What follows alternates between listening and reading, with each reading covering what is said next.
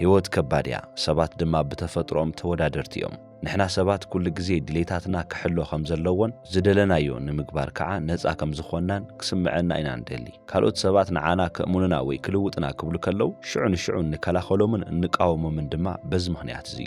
ነገር ግን ቻሌንጂንግ ዝኾኑ ነገራት ከጋጥሙና ከለው ነቲ ነፃ ናይ ምዃን ድሌትና ኣሕሊፍና ንህብ ኢና ስለዚ ሰባት ካብቲ ዝሓዝዎ ናይ ምክልኻል ቦታኦም ወይ ድማ ዲፌንሲቭ ፖዚሽን ንክንቀሳቐሱ ንምግባር ሓደ ዓብዪ ሚስጥር ክትጥቀሙ ኣለኩም ኩሉ ግዜ ዝኾነ ይኹን ዝገብርዎ ነገር ብናይ ገዛ ርእሶም ፍቓድን ድሌትን ዝገብርዎ ዘለው መሲሉ ክስምዖም ምግባር ግድን እዩ ኣብ ልዕሊ ሰባት ዘለኩም ኢንፍሉዌንስ ወይ ድማ ጽልዋን እቲ ጽልዋ ዘምጽኦ ሓይልን ዝርከብ ልክዕ ንስኻትኩም ክትግምትዎ ካብ እትኽእሉ ፍጹም ተቓራኒ ብዝኾነ መንገዲ እዩ ንሕና ብልምዲ ዝሓሸ ገጽታ ብምፍጣር ሰባት ብናይ ገዛ ርእስና ሓሳባት ንምምራሕ ንፍትን ኢና ነቶም ዝሓለፉ ዓወታትና ንንእድ ርእስና ብዝምልከት ድማ ዓበይቲ ነገራት ንምግባር ቃል ንኣቱ ግልጽ ምዃን እቲ ዝበለጸ መርገጽ ከም ዝኾነ ብምእማን ብግልጽነትና ዝበለጸ ነገር ከም ዝግበአና ንሓስብ እቲ ዘይተረድአና ነገር ግን እዚ ክንገብር ከለና ኩሉ ትኹረትና ኣባና ንክኸውን ንፍትን ከም ዘለና እዩ እቲ ናብ ኢንፍሉዌንስን ፓወርን ዝወስድ መንገዲ ግን ናብቲ ኣንጻር ኣንፈት ምኻድ እዩ ስለዚ ትኹረትኩም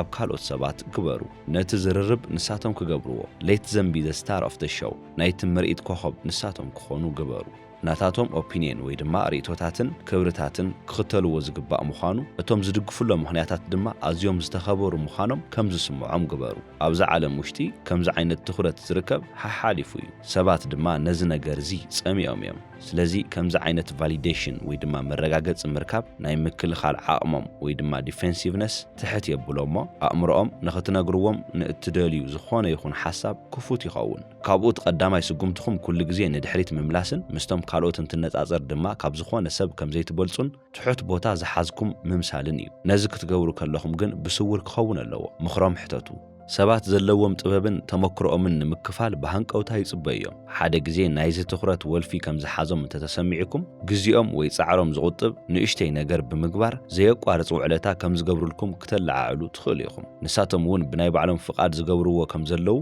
ወይ ድማ ብሰባት ተደፋፊኦም ከም ዘይኮነ ስለ ዝተሰምዖም ብቕንዕና ነቲ ውዕለታ ክምልስዎ ይደልዩ ምኽንያቱም ሓደ ነገር ክገብሩልኩም ከለው እቲ ነገር ከም ዝግብኦም ኣሚኖምሉ እዮም ማለት እዩ ካብኡ ንዓኹም ምሕጋዝ ደው ምባል ማለት ነቲ ቀዳማይ እምነቶምን ፍልጠቶምን ኣብ ሕቶ ምእታው ማለት ከም ዝኾነ ስለ ዝስምዖም ነዚ ክገብርዎ ኣይደልን እዮም ስለዚ በዚ መንገዲ እዚ ቀስ ብቐስ ብምስራሕ ኣብ ውሽጢ ሓደ ጉጅለ ተጽዕኖኹም ክተስፍሑ የኽእለኩም እዩ እቲ ናይ ሓቂ ናይ ዝርርብ መንፈስ ንርእስኻ ኣብዚሕኻ ካብ ምርኣይ ብዝበለጸ ናይ ካልኦት ስማርትነስ ወይ ድማ ብልሓት ብዝበለጸ ኩነታት ምውፃእ እዩ ብገዛ ርእሱን ብጥበቡን ተሓጒሱ ዝኸይድ ሰብ ብኣኹም እውን ኣዝዩ ዝሕጎስ ንሕና ሰባት ካብ መጀመርታ ህይወትና ኣትሒዝና ንመንነትናን ስብእናናን ናይ ምክልኻል ባህሪ ነማዕብል ኢና እዚ ዝጅምር ድማ ገና ኣብ ቁልዕነትና ካልኦት ክጥሕስዎ ዘይግባእ ናይ ብሕተይ እንብሎ ግላዊ ቦታ ናይ ምህላው ስምዒት ክነማዕብል ከለና እዩ ብግዜ መስርሕ እዚ ኩነታት እዚ ናብ ሓደ ሓያል ስምዒት ይዓቢ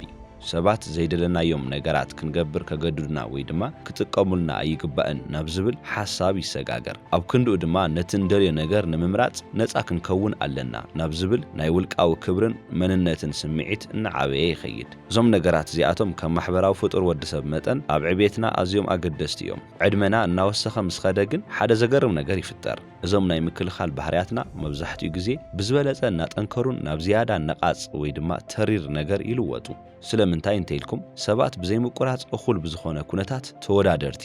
ቡቕዓት ከምኡውን ብጉጅለ ክንሰርሕ እንኽእል ምዃናን ዘይምዃናን ዝምዝኑናን ዝግምግሙናን ብምዃኖም እዩ ካብዚ ናይ ሰባት ቀጻሊ ገምጋምን ምርመራን ፈጺምና ነፃ እንኸውን ኣይመስለናን እዩ ኣብ ህይወትና ካብ ዝረአ ሓደ ዓብዪ ውድቀት ወይ ጸገም እንታይ ይመስለኩም እዚ ናይ ሰባት ገምጋምን ምርመራን ንነዊሕ ግዜ ከዳኽመና ናብ ዝኽእል ኣሉታዊ ፍርድታት ዝቕየር ምዃኑ እዩ ብተወሳኺ ድማ ሰባት ኩሉ ግዜ ንግዜና ንገንዘብና ንሓሳባትና ከምኡውን ንጉልበትና ክወስዱልና ከም ዝፍትኑ ይስምዐና እዚ ኩሉ ክኸውን ከሎ ንናይ ገዛ ርእስና ድሌት ብዘይካና ካሊእ ዝኾነ ሰብ ክሕልወልና ስለ ዘይኽእል ሰልፊሽ ወይ ድማ ርእሰ ፈተውትን ተኸላኸልትን ብምዃን ንጣልቃ ኣታውነት ካባና ሓደ ነገር ንዝደልዩ ሰባትን ንምክልኻል ኣብ ዙርያና ድልዱል መንደቕ ንሃንጽ ኣብ መበል 20ታት ዕድሜና ክንበጽሕ ከለና ኩላትና ናይ ምክልኻል ስርዓታት ወይ ድማ መካኒዝም ይህልውና እዮም ነገር ግን ኣብ ገለገለ ኩነታት እዞም ነዊሕ ዝሃነጽናዮም ናይ ውሽጢ መንደቃትና ክፈርሱ ይኽእሉ እዮም ንኣብነት ምስ ኣዕርኽትና ናይ ሓጎስ ምሸት ክንሕልፍ ከለና ምናልባት እውን ቆሩብ ምሰተና ወይ ምስ ተዘናጋዕና ምስ ካልኦት ሰባት ከም ዝተኣሳሰርና እምበር በኣታቶም ከም እንግምገምን እንምዘንን ኣይስምዐናን እዩ በዚ ድማ ኣእምሮና ፍትሕ ስለ ዝብል ብሃንደበት ሓደሽትን ኣዝዮም ዘሐጉሱ ሓሳባት ናባና ይመጹ ንሕና ድማ ብልምዲ ፈጺምና ዘይንገብሮም ነገራት ንምግባር ነፃ ንኸውን ብኻሊእ ኣጋጣሚ ድማ ምናልባት ኣብ ኣደባባይ ኣብ ዝግበር ሰልፊ ሓደ ንፉዕ ተዛራባይ ንሓደ ዕላማ ዝኸውን መደረ ከስምዕ ከሎ ክንሰምዕ ንኽእል ኢና ካብኡ ብምቕጻል ድማ ምስቶም ኣብኡ ዘለዉ ካልኦት ሰባት ተመሳሳሊ ስምዒት ከም ዝተኻፈልና ተሰሚዕና ብናይ ጉጅለ መንፈስ ተታሒዝና ብሃንደበት ስጉምቲ ንምውሳድን ቅድሚ ሕጂ ክንቃወም ንኽእል ዝነበርና ነገር ንምግባር ከም ዝተጸዋዕና ይስምዐና ነዚ ኣዝዩ ግልጽ ብዝኾነ መንገዲ ዘርኤና ሳልሳይ ኣብነት ድማ ብፍቕሪ ክንወድቕን እቲ ስምዒት ናይ ሓባር ክኸውን ከሎ እዩ ፍቕሪ ክሕዘና ከሎ እቲ ዘፍቀርናዮ ሰብ ኣዝዩ ጽቡቕ ዝኾነ ባህርያትና የድንቐናን የሞግሰናን በዚ ድማ ንሕና እውን ንክንፍቀር ብቑዓት ከም ዝኾንና ይስምዐና ኣብ ከምዚ ዓይነት ስምዒት ውሽጢ ክንከውን ከለና እቲ ናይ ገዛ ርእስና ስምዒትን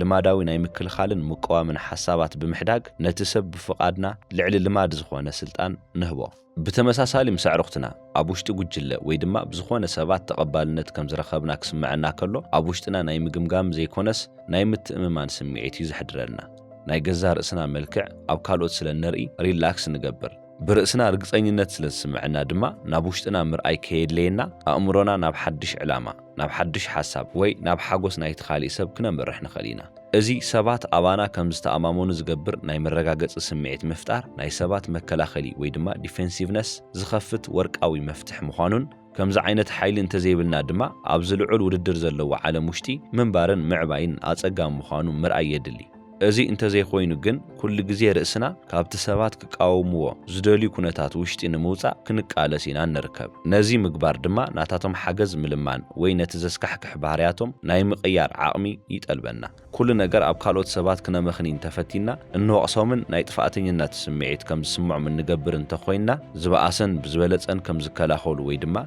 ديفنسيف نكخونينا نجبر جن من الوقت كم زجرنا زلنا ينجر نمركب بزخونة عويتنا كون تخونا جزء جنزبن حساباتن كابعاتهم من توسيدنا زبالة تتصعنوا كيمة أم نمكل خال رأسهم سلزعاتو كابعاتهم من رخوة حجز بقيمتها تشفنا أزي وحد يزخون سلازي جزء قدم محلافو نزخونتات زكن الوط أيدلي نسبات تزدلي ومرجعاتي ويدما أشرانس بمهاب مكلا خالي ويدما ديفنسيفنس كتحت بمقبار كن رخوة نخل حيلي كن ركب لنا أزدما جبوتن سلتاوي بزخونة من جدي كخسات مقبار اتقندنا يود سبت فترة أو حقي ملء بملء نمردا زخلنا أيو إذا حقن تأين تدايلكم سبات بزعوا جزار سوم السمعهم سلف ورز ويدما رأس قمتي لنا كنصوع زقبا الرأي اللوم أزين رأسخات هو قمت لك يخون أيخون ولا حتى يقدسني اتقند نجار سبات نايجزار سوم بحرين واجان زرقيلو من قدم خاني ناي سبات والقوا الرأي بزملكت درجة عالم لخاوي ويدما ينفرسال زخونو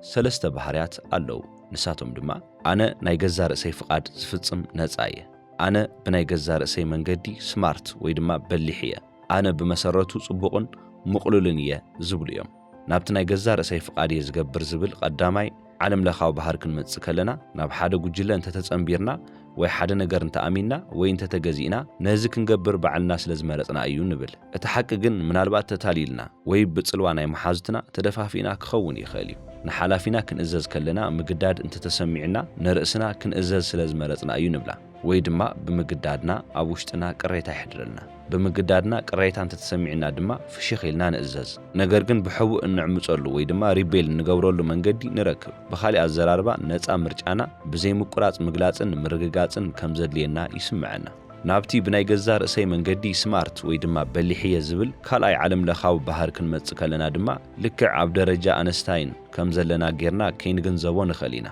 ግን ኣብ ናይ ስራሕ ዓውድና ብናይ ባዕልና ኣመለኻኽታ ኩላትና በላሕትን ክኢላን ከም ዝኾንና ይስምዐና እዩ ንኣብነት ሓደ ናይ ባምባ ሰራሕተኛ ብዛዕባ ናይ ውሽጢ ገዛ ትቦታትን ኣሰራርሓን ብዘለዎ ናይ ኢድ ሞያን ዕምቆትን ፍልጠትን ኣዝዩ ይሕጎስ እዚ ድማ ሓደ ዓይነት ብልሕነት ከም ዝኾነ ይሓስብ ፖለቲካዊ ኣመለኻኽታ ካብ ጠንካራ ኣተሓሳስባ ዝመጸ ከም ዝኾነ ዝሓስብ ሰብ እውን ኣሎ። ነዚ ከም ምልክት ብልሕነት ገይሩ ይወስዶ እዩ። ሰባት ብሓፈሻ ብቐሊሉ ዝታለሉን ብዙሕ በላሕቲ ከም ዘይኮኑን ተገይሮም ክሕሰቡ ከለዉ ፈጺሙ ምቾት ኣይህቦምን እዩ። ተቐባልነት ብዘለዎ መንገዲ ንፉዓት ከም ዘይኮኑ ኣሚኖም ክቕበሉ እንተደኣ ተገዲዶም ድማ እንተው ሓደ ካብ ካልኦት ግን ዝበለጸ በሊሕ እየ ኢሎም ይሓስቡ። ናብቲ ጽቡቕ ሰብ እየ ዝብል ሳልሳይ ዓለም ለኻዊ ባህሪ ክንመጽእ ከለና ድማ ትኽክለኛ ዝኾኑ ምኽንያታት ብዝምልከት ርእስና ከም ደገፍቲ ወይ ድማ ሓገዝቲ ጌርና ክንርኢ ንደሊ። ንሰባት ብጽቡቕ ኩነታት ንሕዞም፣ ብጉጅለ እውን ብጽቡቕ ክንሰርሕ ንኽእል ኢና ንብል።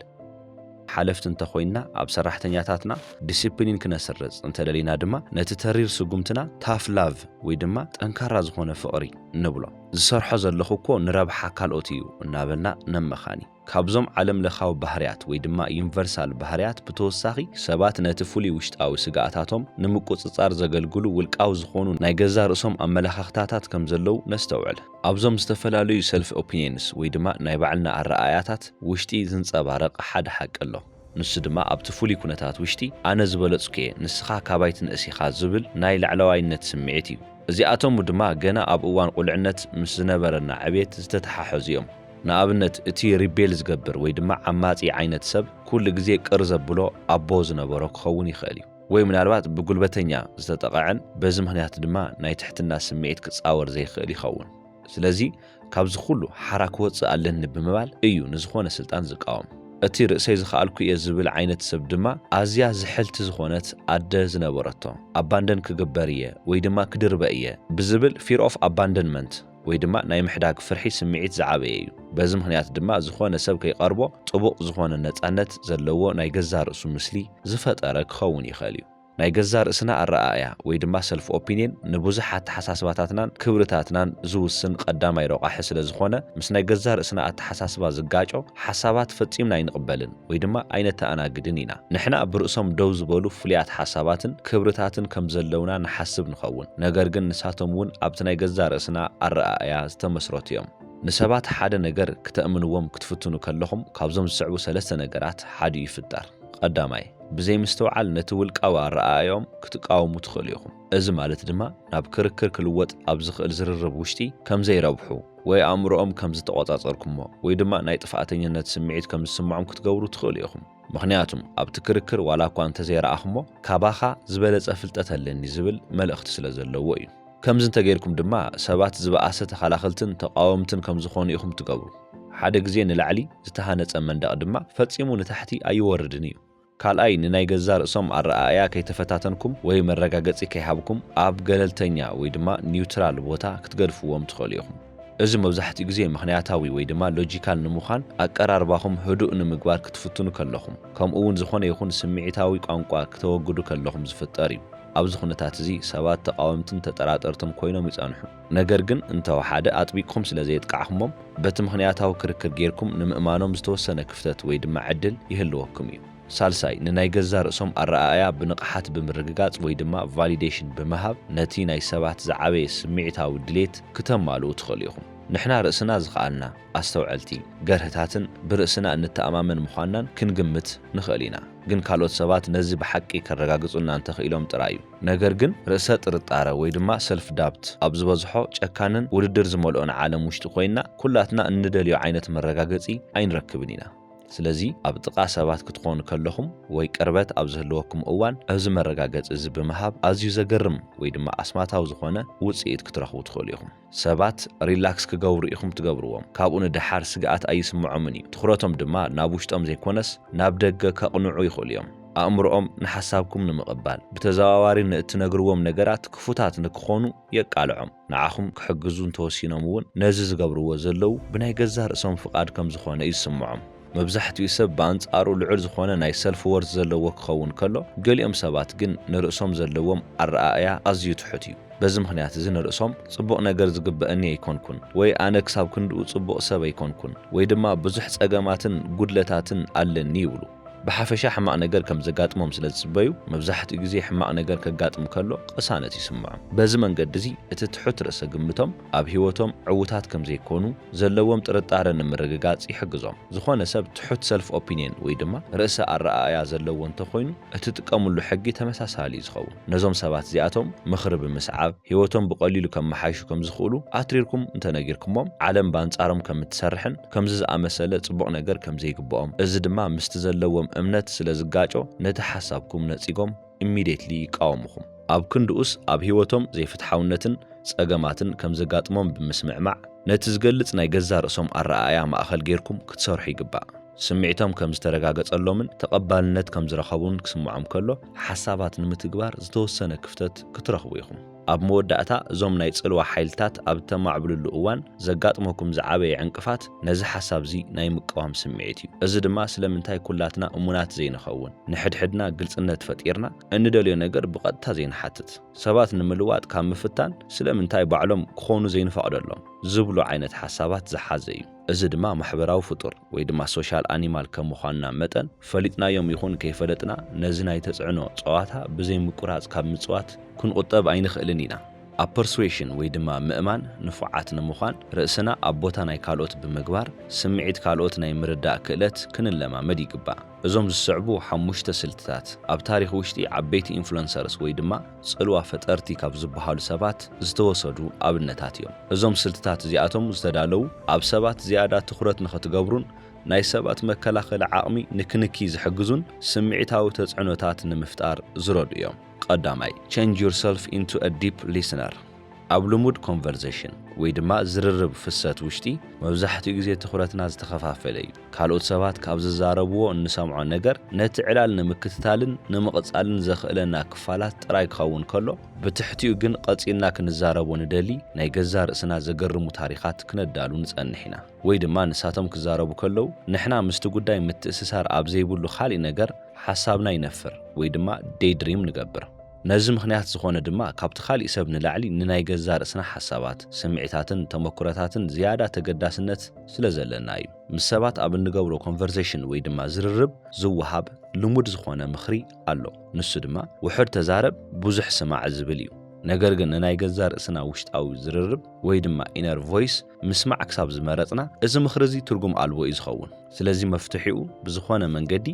ነዚ ኣብ መስርሕ ለውጢ ተጽዕኖ ዝሕድር ሓይሊ ንምቕያር ተበግሶ ምፍጣር እዩ በዚ መንገዲ ዝሕሰብዎ ናይ ገዛር እስኩም ሓሳባት አጸቢቅኩም ትፈልጥዎም ኢኹም ኣእምሮኹም እውን ኣብ ተመሳሳሊ ርእሰ ጉዳያት ዙርያ ብበዝሒ ናይ ምሽክርካር ዝንባለ ስለዘለዎ ብዛዕባ ናይ ገዛር እስኩም ሓሳባት ብዙሕ ኣይትድነቑን ኢኹም ነገር ግን ዘጋጥመኩም ነፍሲ ወከፍ ሰብ بزغرمو نغرات زتملأت زي تفلت هاجر ويدما unknown country كم زوكل غيركم حسابو اما بحسابكم اوشت امرو سبات كتاتو كم تخولون اذا كساب كندي زغرم غعزو خون كم زخلن حسابو سبات زحقسم ارستي كلعال كله كيتردوم بزح تزاربتي خونيوم دارغا كلهم سبات بزعبا قلعنتهم بزعبا سدرابيتهم ابسروحم زغاطمو موصا اورد ويدما نعاتاتهم ازيو كبر بزعبا زخونه نجر مزراب يفوتويوم نسخاتكم ون كساب كندي عمقت سمعوهم كم زلخم نمرأي اتزبلص منجدي نتناتاتهم قالات بمتقام نتزبلو حساب دقيمكم مغلاصن مسناي ገዛር እስኩም ተመክሮ በመትእስሳርን ሓሓሊፍኩም ምዝራብኒ ብዙሕና ተዛረቡ ብዝኸድ መጠን ድማ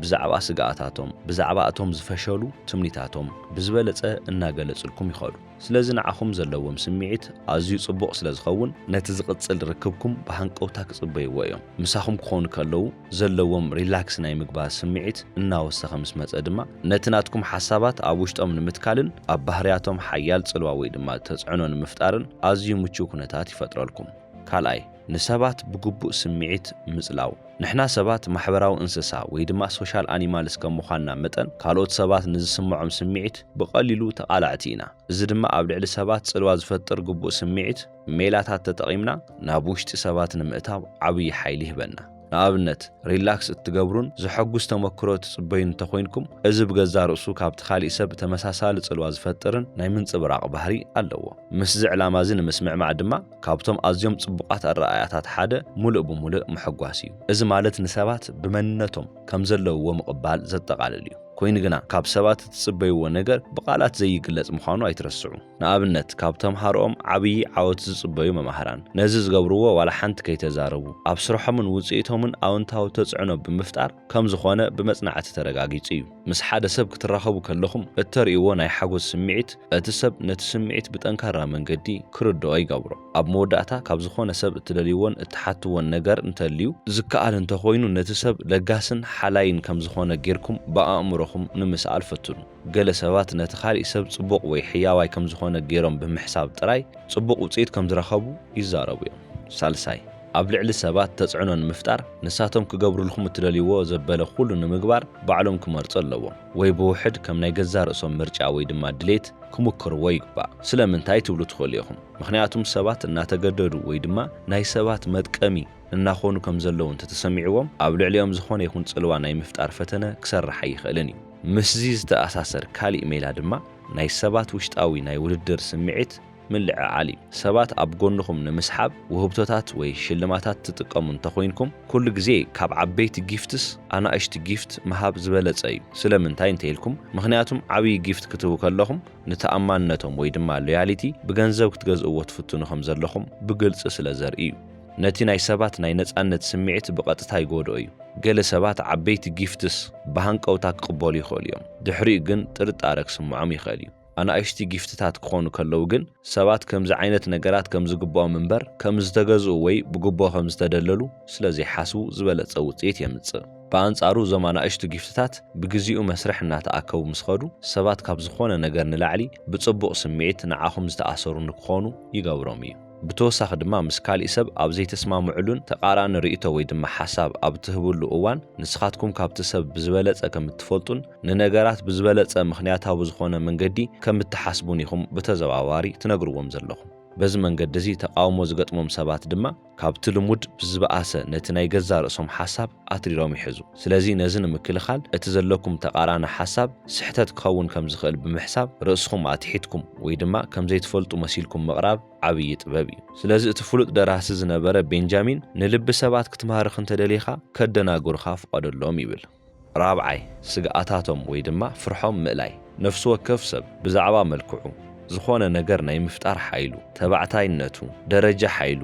ፍሉይነቱ ወይ ተፈላጥነቱ ብዝምልከት ዝኾነ ዓይነት ስግኣት ወይ ድማ ጥርጣረ ኣለዎ። ስለዚ ኣብዚ ናትኩም ስራሕ ዝኸውን ምስ ከምዚ ዓይነት ሰብ ኣብ እትፈጥርዎ ዝተፈላለዩ ናይ ዝርርብ ልውውጣት ነዞም ስግኣታት እዚኣቶም ምፍላጥ እዩ። ምስ ፈለጥኩሞም ድማ ሰባት ኣብ ኣካላዊ መልክዖም ወይ ተፈላጥነቶም ጥርጣረ ክፈጥሩ ዝኽእሉ ናይ ሓበሬታ ቃላት ወይ ቋንቋታት ወይ ድማ ነቲ ስግኣታቶም ብዝምልከት ኣዝዮም ስምዒታዊ ስለ ዝኾኑ ፈለማ ነቶም ስግኣታቶም ንዘይምልዕዓል ወይ ድማ ትሪገር ንዘይምግባር ልዑል ጥንቃቐ ትገብሩ ኣለኩም። ካልኣይ ኣዝዩ ጽቡቕ ዝኾነ ስልቲ ድማ ሰባት ኣብቲ ብዙሕ ዘይተኣማመኑሉ ባህርያቶም ወይ ክእለቶም ምሙጋስን ምድናቕን እዩ። ኩላትና ንምስጋናን ንኣድናቖትን ሃንቀው ንብል ኢና። ስለምንታይ እንተኢልኩም? ምክንያቱም እንነብረሉ ዘለና ዓለም ብዘይምቁራጽ ኣብ ዝምዝነናን ዝግምግመናን ኣሸጋሪ ኩነታት ስለ ዝኾነ ከምኡውን ዝኾነ ናይ ሎሚ ዓወት ብቐሊሉ ብናይ ጽባሕ ውድቀት ክትካእ ስለ ዝኽእል ፈጺሙ ውሕስነት ወይ ድማ ድሕንነት ኣይስምዐናን እዩ። እቲ ዝንእደና ዘሎ ሰብ ብሓቂ ከም ዝፈትወና ኮይኑ ይስምዐና። ንሕና ሰባት ብምዃንና ድማ ነቶም ዝፈትውና ናይ ምፍታው ዝንባለ ኣለና። ነዚ ዕውት ንምግባር እቲ መፍትሒ ድማ ነቲ ምሙጋስ ስልታዊ ወይ ድማ ስትራቴጂካዊ ምግባር እዩ። ንሰባት በቲ ተፈጥራዊ ውህብቶኦም ወይ ድማ ታለንቶም ዘይኮነስ ብጻዕሮም ምሙጋስ ኩሉ ግዜ ዝበለጸ እዩ። ኩሉ ግዜ ዝበለጸ እዩ። ንሰባት ብተፈጥራዊ ውህብቶም ክተመግስዎም ከለኹም እቲ ክእለት ብተፈጥሮ ሒዞሞ ስለ ዝተወለዱ ዕድለኛታት ከም ዝኾኑ ገይሮም ስለ ዝወስድዎ ብዙሕ ሓጎስ ኣይፈጥረሎምን እዩ። ኣብ ክንድኡስ ብዙሓት ሰባት ጽቡቕ ነገር ወይ ዓወት ዝረኽቡ ብጻዕሮምን ብትግሃቶምን ከም ዝኾነ ክስምዖም ይፈትው እዮም። ስለዚ ንስኻትኩም እውን ነቲ ምውዳስ ክተተኩሩሉ ዘለኩም ኣብዚ ቦታ እዚ እዩ። ምሳኻ ማዕረን ዝኾኑ ሰባት ምሙጋስ ቀሊል እዩ። ካባኻ ንላዕሊ ዝኾኑ ሰባት ግን ብሓሳቦም ምስ ምዕማዕን ነቲ ጥበቦም ምድናቕን ምርግጋጽን እቲ ዝበለጸ መንገዲ እዩ።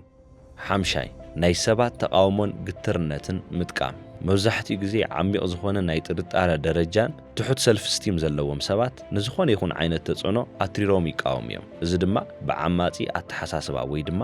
ሪቤሊዮስ ኣቲቱድ ርእሱ ክግለጽ ይኽእል እዩ። ከምዚኣቶም ዝኣመሰሉ ሰባት بزخون يكون من جدي دليتهم كالرجاجتون نزخون يكون عينة لوتي كقاوم وكم زلوا ميسمعهم سبات كل جزء كوزوهابهم حسب ويمخري بأنس أريهم تجاوب زوهابهم مخري نعتاتهم كم زي سرح نمر عيت رايلهم نحدة تجمع مخري حتو كم زي أتوم عينة سبات كجات مخم كلو كتجوروا وزلكم عزيز بلد أنا جرنتليو ناي منتال جودو متصواتيو أب صوات الجودو دما نمنكس قاسبات بناي جزار إسخا قلبت ويدما حيلي أيتقاومن يخا أب كندو السبات مول أحيلهم نختقامو بمتبع بناي جزار اسم حيلي كم زورقو إخا تقورم بمساراتو تحساب نتناي سبات حيلي سمعت مقوام زي كونس مساعتاتهم بحبار منكس قاسن نت سمعتهم ناب زبلت أو وصيت أنفت كتمرحلو اتخقل من قد مدلاين ناي سبات قالات وسيدكم ماليسكم قبل عليهم كتتقامو كلهم سبات أباهم لعل تقداسنت كم زهلوهم ناي مقبار حيلي ألو نحاد نجار بتري مقوام كابيز متسي مسلكم